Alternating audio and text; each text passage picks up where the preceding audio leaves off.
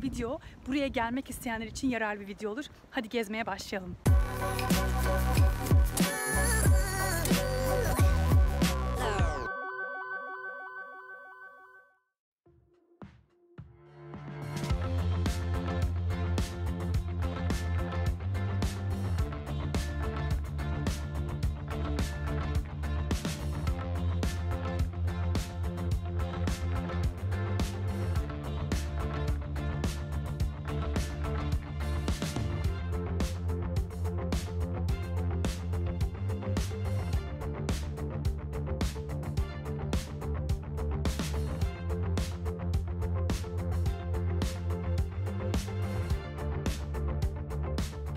UCLA aslında Los Angeles'ta bulunan ve Harvard, MIT, Stanford'da dahil olmak üzere girmesi gerçekten zor üniversitelerden bir tanesi.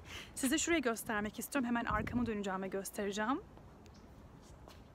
Hukuk Fakültesi hemen Kuzey Kampüsü'nün olduğu bir yerde, gayet kendi alanı olan ve normalde UCLA'de eğer mesela öğrenciyken kartınız varken Hukuk Fakültesi'ne giriş yapamıyorsunuz. Yani sadece hukuk alanında okuyanlar için kendi özel bir kütüphanesi var. Hukuk öğrencinin okuduğu yerde direkt gelip yani onların kütüphanesini kullanamıyorsunuz.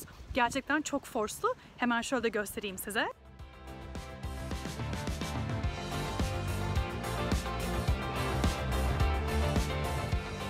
Eğer Los Angeles'ta okumak istiyorsanız ve bir devlet üniversitesinde okumak istiyorsanız ve başarılı bir üniversitede okumak istiyorsanız UCLA gerçekten çok güzel bir tercih olacaktır. Fakat bilmeniz gereken bir durum var. UCLA'ya girmesi zor okullardan bir tanesi. Türklerin özellikle çok fazla geldiği bir okul. Devlet üniversitesi olduğu için burs veriyorlar fakat özel üniversiteler kadar çok yoğun burs vermiyorlar. Bilmeniz gereken en büyük özelliklerden bir tanesi ise eğer Amerika'ya burslu gelmek istiyorsanız size en büyük önerim özel bir üniversite üzerine ilerlemeniz. Ama UCLA'yı da merak ediyorsanız gelin birazcık kampüsü gezelim. Belki beğenebilirsiniz hani kampüs açısından. Ben buraya genelde biraz böyle ODTÜ ya da Bilkent'in kampüslerine çok benzetiyorum. Çünkü gerçekten kampüs bir üniversite. Birazcık etrafı gezelim, daha da bilgi vermeye devam edeceğim size.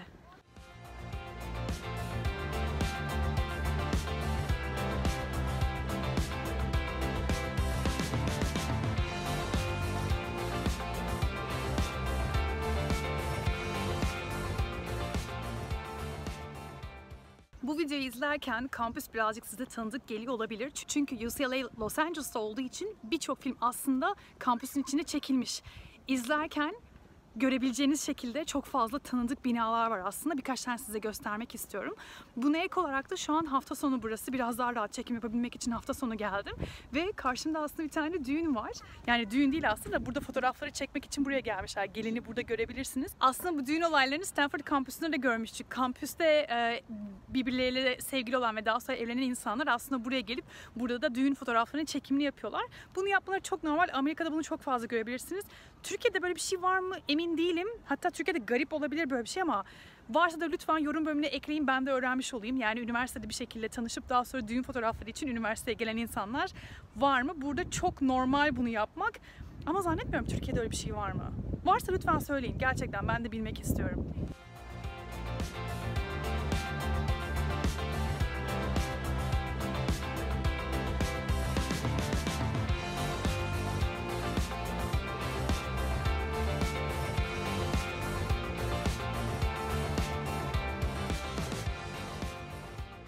Arkamda görmüş olduğunuz yer UCLA'nin aslında Public Library, yani birçok öğrencinin kullandığı yer olarak geçiyor.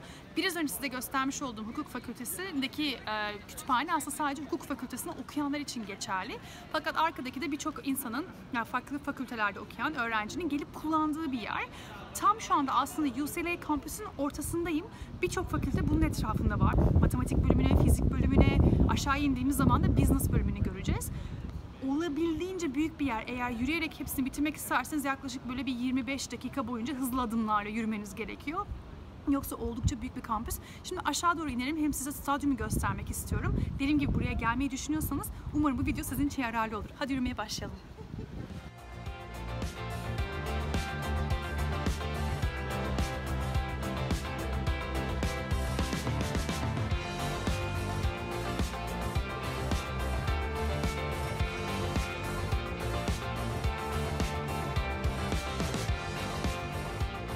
Bana en fazla gelen sorulardan bir tanesi ise bu tarz bir üniversitede okumak isterseniz, yani başarılı üniversitede okumak isterseniz ne kadar gibi bir rakam vermeniz gerektiğine dair. Şimdi size onun bilgisini vermek istiyorum. UCLA'de normal, eğer Kaliforniya'da yaşayanlardan biriyseniz buraya vereceğiniz rakam genelde $13.000 gibi bir rakam oluyor. Eğer bu videoyu birkaç sene sonra izliyorsanız bu rakam tabii ki de yükselecektir. Çünkü rakamlar gerçekten çok değişiyor. Yani sadece bu sene boyunca bu rakam olabilir. Gelecek sene baktığınız zaman daha da fazla olabilir. Out of state, yani Kaliforniya dışından geliyorsanız, ki şu anda Türkiye'de bu videoyu izlediğinizi tahmin ediyorum lise öğrencisi olarak, o zaman rakamlar $41.000'dan daha fazla oluyor. Fakat bilmeniz gerekir ki undergraduate olarak okuyan insanların, öğrencilerin birçoğu %45'i neredeyse tamamen burslu okuyorlar burada. UCLA çok bilinen bir okul ve aynı zamanda çok da fazla burs veren bir okul.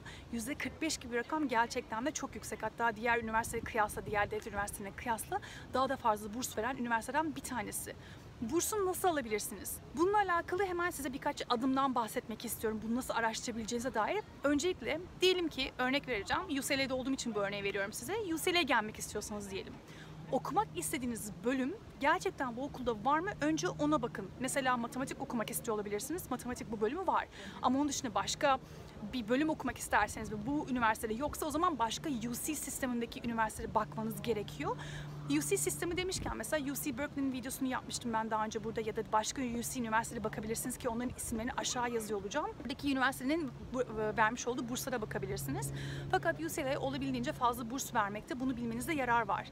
Kendi bölümünüzü bulduktan sonra benim size en büyük önerim, sınavları verdikten sonra tabii ki de buranın Financial Aid bölümüne, sitesine bakabilirsiniz ve burs bölümünden neler alabileceğinize bakabilirsiniz. Mesela Merit-Based Scholarship'ler var, Need-Based Scholarship'ler var. Dolayısıyla alacağınız burslara göre teker teker bakabilme şansınız var. Bunları nasıl bulabileceğinizi merak ediyorsanız aşağıda burslarla alakalı bir link ekleyeceğim. Ona bakabilirsiniz orada. Ya da üniversite seçimlerinde hala ilk sıradaysanız, yani nasıl seçeceğinizi bilmiyorsanız, bununla alakalı bir dosya hazırlamıştım. Ücretsiz olarak böyle kitapçık gibi bir şey, size yardımcı olabilmesi için ona bakabilirsiniz. Nerede indirebilirsiniz? kariyerkılavuzu.com sitesinde bunları genelde ekliyorum. Bütün ücretsiz ne kadar çok bilgi varsa oraya da girip oradan da bakabilirsiniz aslında. Eğer hala üniversite seçimlerinde merak ediyorsanız neler seçeceğinize dair, ya da bu üniversiteye başvururken hangi sınavları vermeniz gerekiyor, hangi dosyaları sizden istiyorlar, eğer o bilgileri merak ediyorsanız web sitesinden de bulabilirsiniz. Şimdi birazcık kampüsü gezmeye devam edelim. Diğer sorularınızı yanıtlamaya devam edeceğim.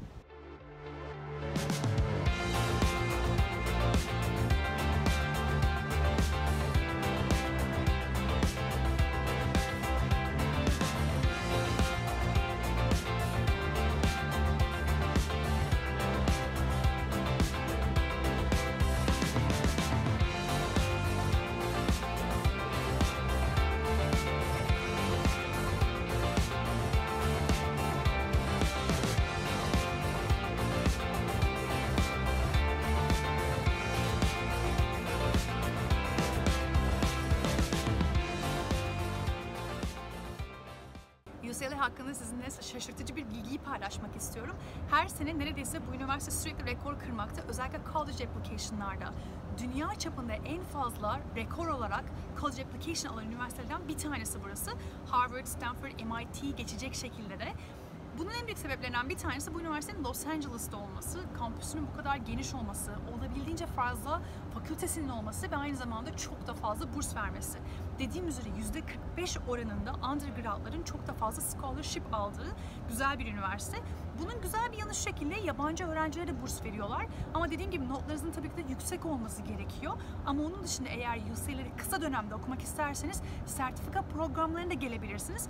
Sertifika programlarına kabul edilmeniz için Türkiye'de bir üniversiteden mezun oluyor olmanız gerekiyor. Mezun olduktan sonra buradaki sertifika programlarına başvurup onları da okuyabilirsiniz burada. Ama normal fakülte içinde okumak isterseniz 4 sene kesinlikle TOEFL, SAT gibi büyük sınavları vermeniz gerekiyor. Aynı zamanda kendi GPA'nizin gerçekten yüksek olması lazım.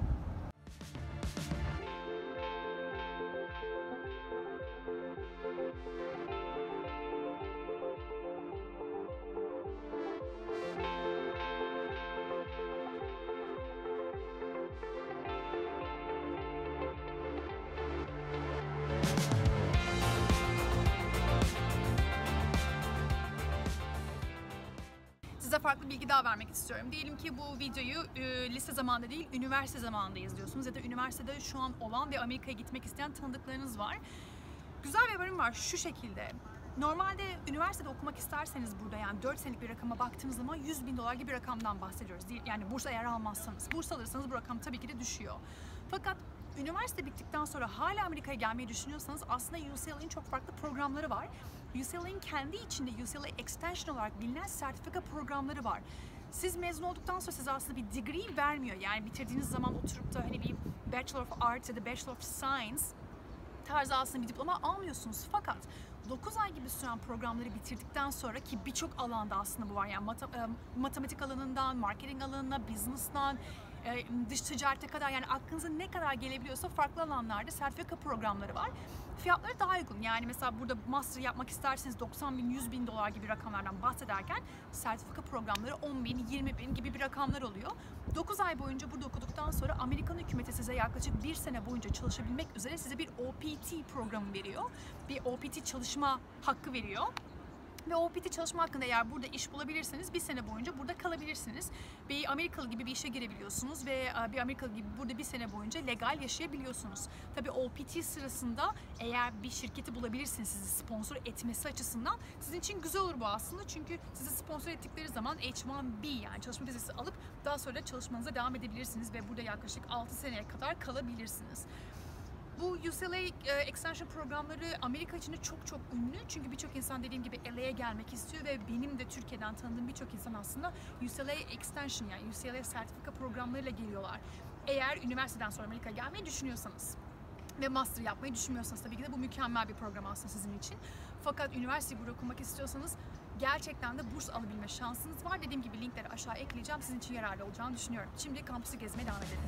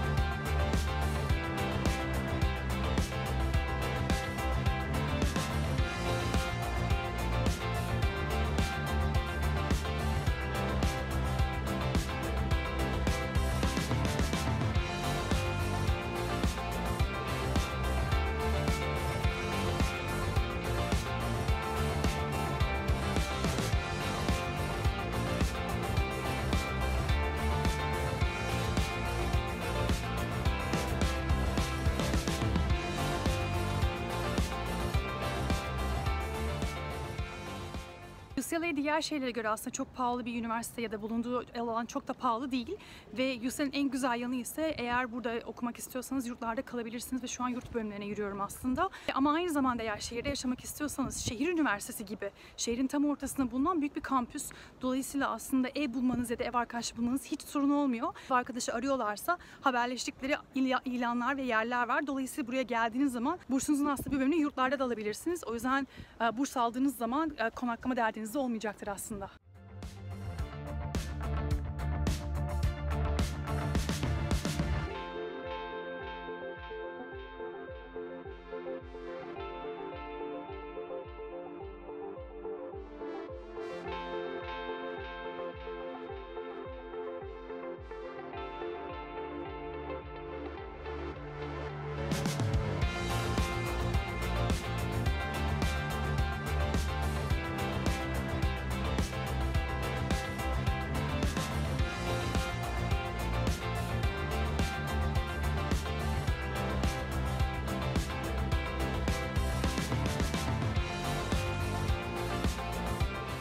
Bu haftalık benden bu kadar. Kariyer Kılavuzu'nu izlediğiniz için teşekkür ederim.